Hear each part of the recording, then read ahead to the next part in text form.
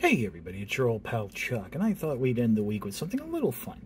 This is a figure I just got, I've had my eye on, and I've gone back and forth on. But this is the SH Figuarts Pac-Man. I got this figure off of Amazon on sale for $17, and it normally retails for $20. Now, some of you might be thinking to yourself, well, Charles, don't Figuarts usually start at around $50 and go up from there? Yes, they do. So to be able to get this figure on sale for under $20, where it normally retails at $20, is really good. Now, I'm going to be very honest up front. Though this figure doesn't have a lot of the bells and whistles some of the more traditional SH Figuarts do, like the Marvel, Star Wars, and cartoon and anime characters and tokusatsu characters would. But this is really fun. And, you know, I've always liked Pac-Man, so I think it's kind of cool. Now, starting off, some of you might be wondering, well, how does this figure have arms and legs? Well, this is really based on the animation and later designs of Pac-Man that showed it as a bipedal character. Basically, what we're led to believe is that in the video game, when we see it walking around munching on pellets, it's running back and forth. This really, I think, borrows most of its cues from the old Pac-Man cartoon, which is really fun. Now, we do have that bright expression on its face, that happy-go-lucky look, molded in eyebrows. We're going to get to the accessories in a minute, but there is an alternate face. For the arms, there's universal joints here. In the shoulder, the elbow bends 90 degrees. There's a bicep swivel. There's a swivel there. The hands are on ball joints. Now, the fists, at least on mine, fit a little loose. I don't know if that's intentional, but it is a thing. The legs have a lot going on down here. First of all, they're on tracks, which allow them to slide forward and back. But they do have their own independent hinge, as well as a knee joint rotation, and then ankle joints further down. So there is a lot of rotation there, a lot of swiveling. There's no outward leg movement, but I guess you can do something like that, where you just rotate the leg and it goes out like that, even though I'm not sure that's really what it's intended for. But you figure you can makes sense to do that when you already have that forward and back swivel for the figure. Like I said, it's actually surprisingly well articulated. In fact, this is really one of the more articulated Pac-Man figures I can think of. Usually we get like static figurines. So what we'll do now is we'll pause and we'll come back and take a look at the accessories.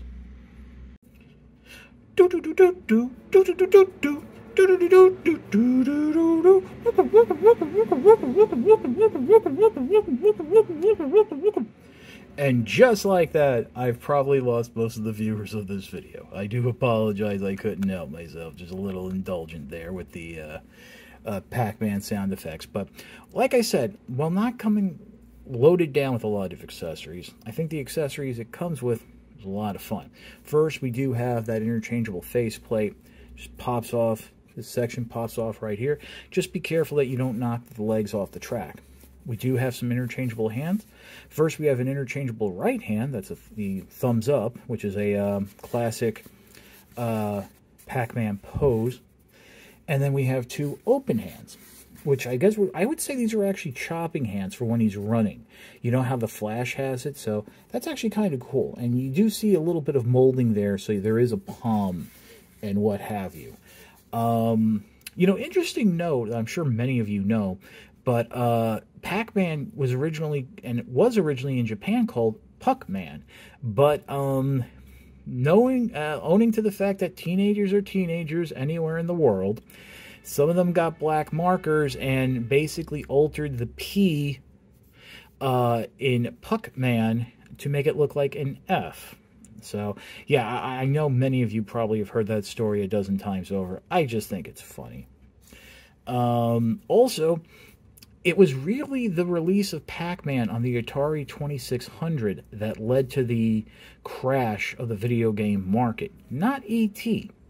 E.T. helped it along, but it was that very poor port that looked nothing like the arcade game that sold horribly, that led to Atari, for all intents and purposes, going under and having a dark period for the early 80s in terms of home consoles.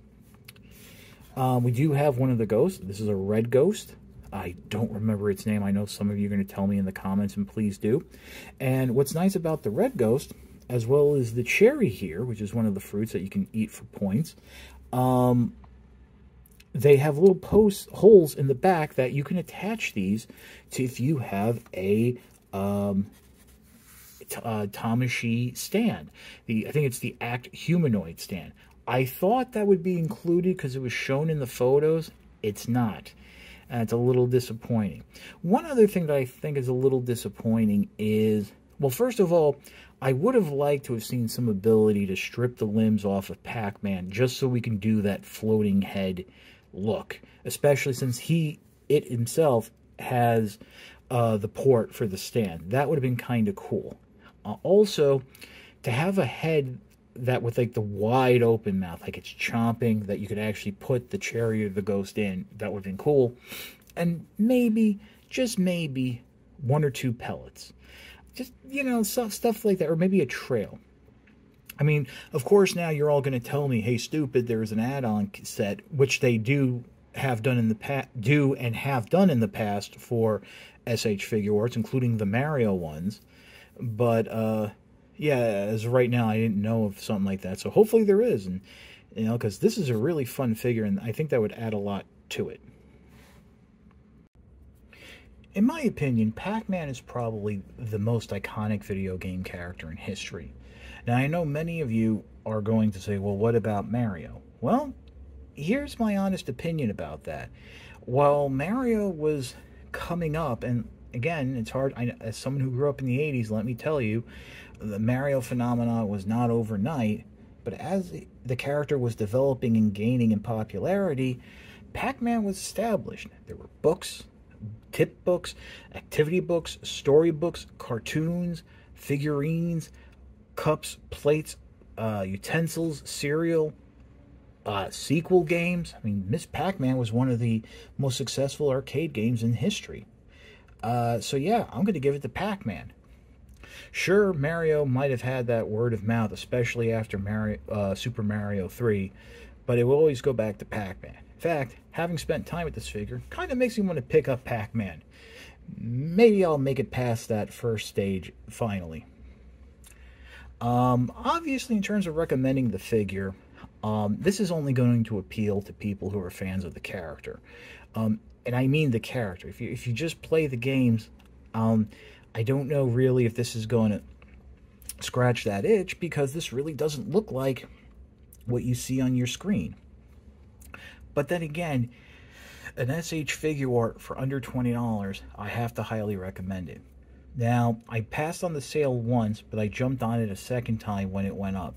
So keep an eye out. I don't know if it's overproduced or something, and who knows, maybe for Black Friday it might even go for less. So in that regard, yeah, I gotta recommend it, especially if you've never experienced an SH Figuart before. This is a good stepping stone into that style of figure. Heavy articulation, heavy on the detail, and it's not as fragile as some of those other figures. Yeah, I gotta mention, like those $50 Star Wars and Marvel figures, you gotta be a little gentle with them because, well, they could fall apart. Which is why, even though I have quite a few of them, this is the first one I've ever opened and decided to review. That's about it for the review. If you like the video, like, comment, and subscribe. If you'd like to see more videos like this, tell me. I'm always open to try new things. As you can see, I've been experimenting with new transforming robots, and I appreciate your patience in checking that out. But if there's other figure lines you'd like me to try, well, we'll give it a shot. Other than that, this is your old pal Chuck for Pac-Man. We will see you next time.